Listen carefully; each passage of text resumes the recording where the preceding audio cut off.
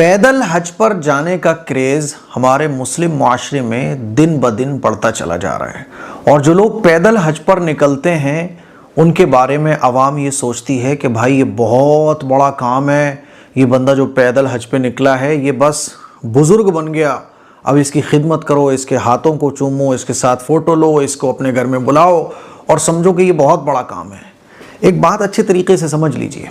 اللہ کے نبی صلی اللہ علیہ وسلم نے جب آخری خطبہ دیا حجۃ الوداع کے موقع پر تو 1,24,000 تقریباً صحابہ اکرام موجود تھے۔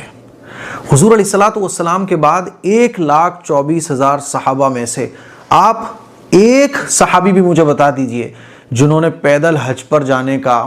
کام کیا ہو۔ صحابہ کے بعد تابعین، تبع تابعین، ائمہ مجتہدین اور 4 امام ہیں بڑے بڑے، ان میں سے آپ بتا دیں کہ انہوں نے پیدل حج پر جانے کا ارادہ کیا ہو۔ ایک حدیث اور سن لیجئے، اللہ کے نبی صلی اللہ علیہ وسلم نے ایک عورت کے بارے میں بیان فرمایا،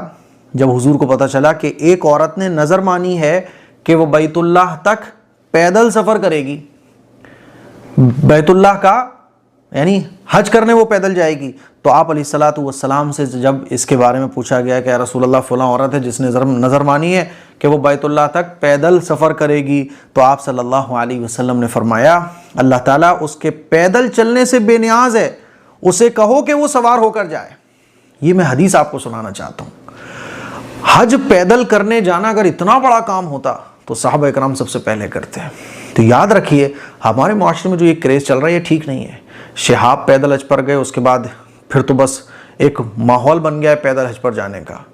اور شریعت میں جو چیزیں اہم نہ ہوں وہ چیزیں جب ہمارے معاشرے میں اہم سمجھی جانے لگیں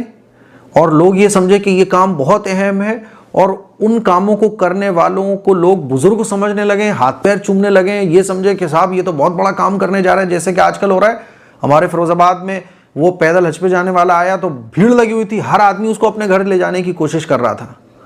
تو پھر ایسی چیزوں کو ہمیں اپریشیٹ نہیں کرنا چاہیے۔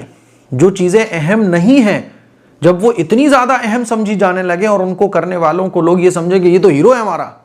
تو پھر قوم کا بیڑا غرق ہونا طے ہے۔ اسی لیے میرے عزیز بھائیوں، اسلام میں جو اہم ہے وہ قرآن ہے، وہ نماز ہے، وہ علم حاصل کرنا ہے۔ پہلی آیت نازل ہوئی اقرأ بسم ربک الذی خلق، کہ پڑھو اپنے رب کے نام سے، علم حاصل کرنا۔ صحابہ اکرام کے بارے میں اگر آپ غور کریں تو صحابہ علم حاصل کرتے تھے اور علم پوری دنیا میں پھیلاتے تھے، یہ کام اصل ہے۔ اس لیے ضرورت اس بات کی ہے کہ اس طرح کا ماحول ہم بالکل نہ بننے دیں، اور اس طرح کے جو کام لوگ کر رہے ہیں ان کو بالکل اپریشیٹ